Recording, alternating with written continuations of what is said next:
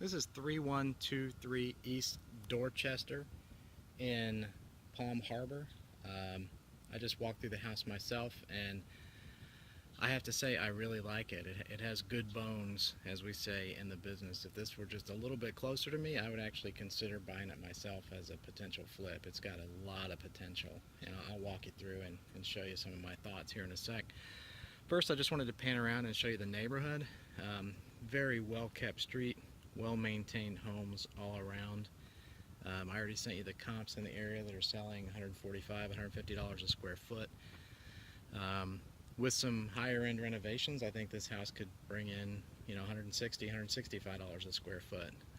And we're in a really red hot market right now with double digit year to year appreciation. So that number should only go up for the next couple years anyway.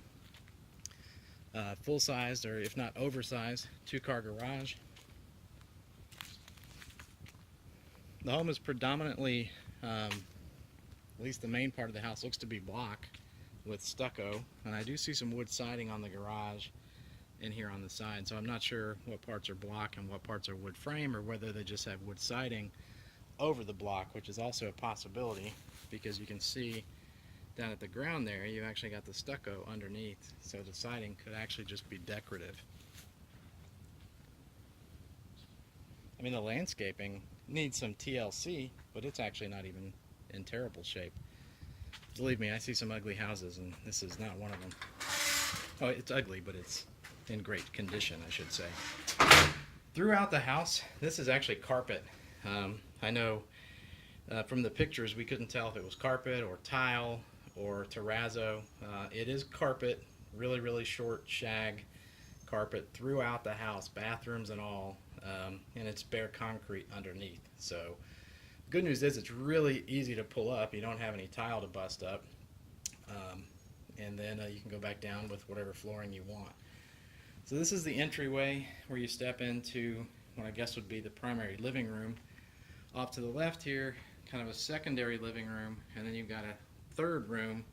So you could make dining room here, living room here, and then a den or another living room there. It's kind of chopped up. I would probably take out this wall right here, or at least take that wall back so that this is more open plan. You could do something similar here with the kitchen, because you've got this half wall here, you got some cabinets, and then a stub wall there, which I'll show you from the other side here in a second. So you also have the opportunity to take that wall out, push this wall back, and have a huge open plan space here that kind of surrounds the kitchen almost like a U. Stepping into here, I don't know if somebody already started to pull up the carpet or what, but it's chopped up there where I could pull it up and see the bare concrete. I will maneuver my way around here so you can get a better feel for the floor plan. Again, carpet throughout. There are 2 sliders that go out into the Florida room. One here from this room, and then one from what I guess would be the master bedroom. Here you can see how the kitchen is laid out with this pass-through. You could almost certainly take out that wall, if not part of that wall, to open up the kitchen more, and you could almost certainly bring this wall back, at least to here, and open up this room, so that it flows right through. It becomes one big room as opposed to a chopped up room. Kitchen, interestingly, it's immaculate, it's clean, it's well maintained, it's just right out of 1978. So it badly needs to be gutted and updated, but it's very livable. It looks like, looks like it is 1978, and this is a brand new kitchen. You can tell it was kind of lovingly maintained by whoever lived here previously, which is good because you do need it to be in a certain level of condition for it to qualify for conventional financing. I don't see any problem there. Very small kitchen, but again, by reconfiguring some walls, you can make it feel a lot bigger.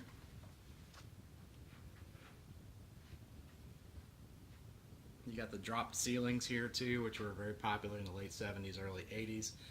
You can almost always punch those up and bring them up to the same ceiling height as the rest of the house. So lots of work to be done, but the house is very livable. I mean, you could move in today and it looks like everything's functional and everything works. The house is clean and livable. which we don't always find when we're looking at flip candidates. So I'm just going to back up here into this middle living room or dining area or whatever you want to call it, and just kind of pan around, give you a better idea of the floor plan. Again, the front door that we came through is right here. So it comes out here. Actually, I think there are 3 sliders. One there, one over there, and then another in the master. And so as I pan around here, you can see this kind of secondary little dining room or living room area, depending on what you put where. This little stub wall here could certainly go as well. So you could really open this up a lot.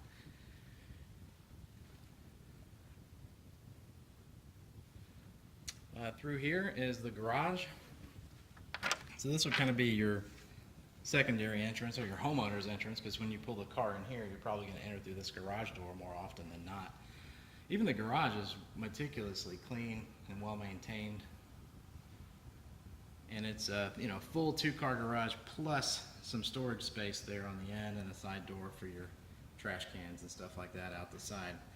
There is a water conditioner, washer dryer, deep sink, water heater out here in the garage. Termite inspection sticker from May 18th, 2017. It's always a good sign.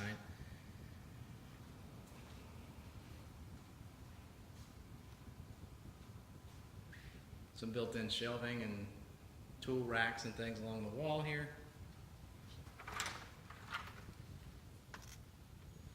So I'm going to go back over to the main entrance now and show you the master bedroom.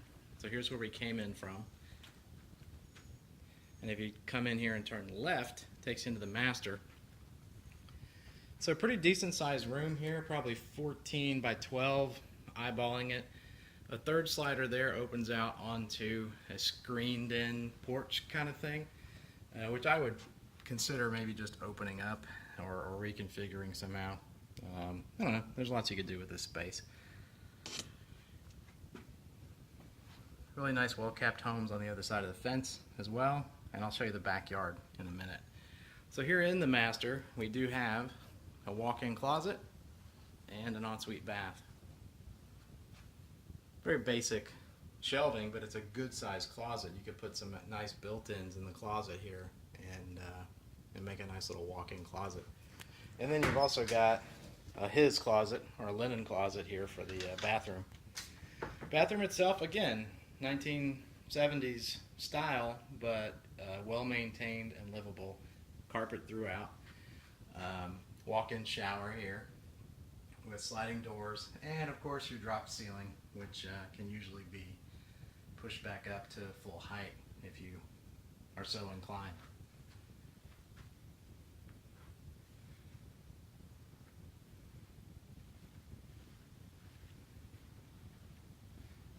I'll pass back through now to the 2nd bedroom over here. So another good sized room here, probably 12 by 12, not quite as deep as the master. Again, same carpet, good sized closet, pretty nondescript room here. It's just a square bedroom, and then here's your 2nd bath. And again, clean, well maintained, livable, just dated.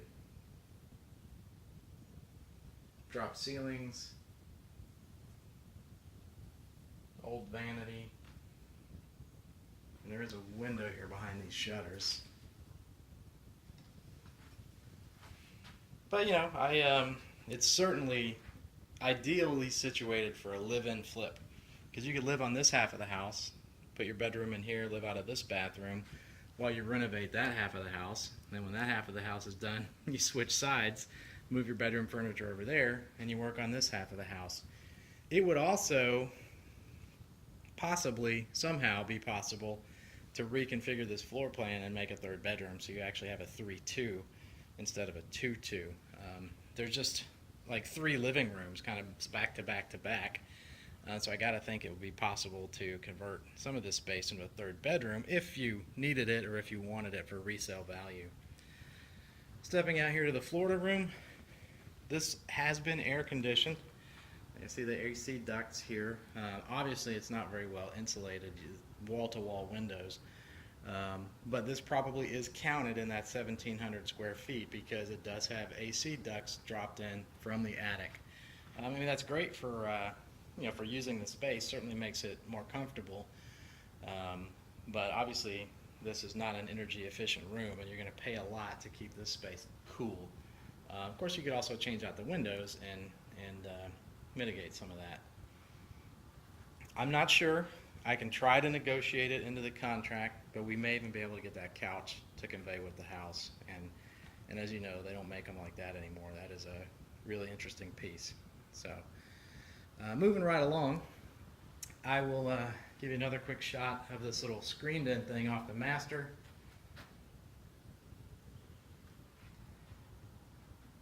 And I'll show you the backyard, walk around the outside, and that's about it.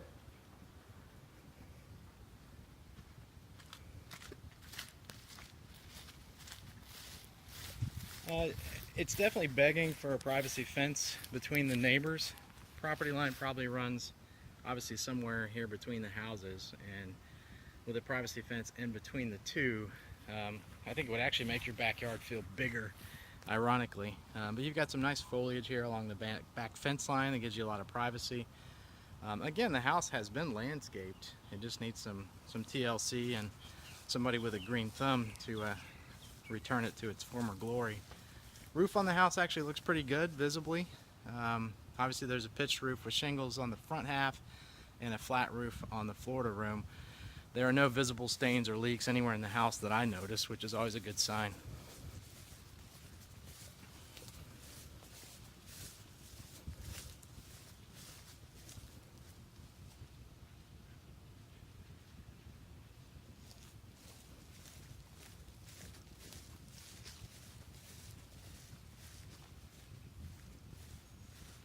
And here you can see how the house is block and stucco, but then they have this wood siding, which I suspect is just decorative.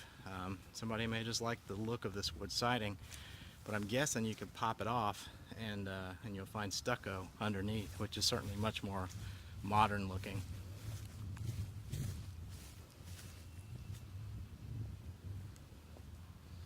I'm assuming the garage has a garage door opener and clickers. That was in the listing.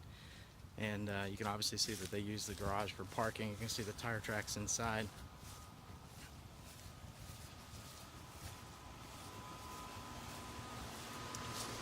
Central AC unit.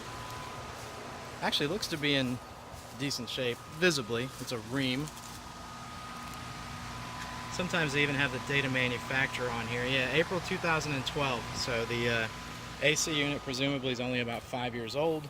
We typically get 10 to 15 out of them here in Florida, so that's probably only about a third of the way through its life, and it should be a newer system with the R410 or whatever it's called, not the old Freon. So I think that's about it. I'm going to stop before my memory card fills up and get this uploaded for you guys to check out. I will walk right back through here though and check on the garage door opener and see how that works.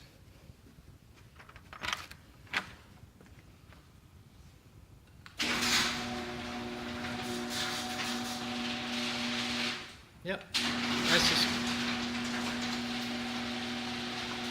as suspected, functional garage door opener. You got the Genie opener here, the double garage door.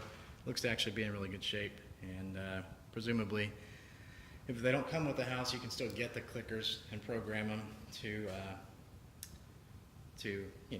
open the door from your car. All right, well, I'm going to get this sent over to you guys, and I'll talk to you soon.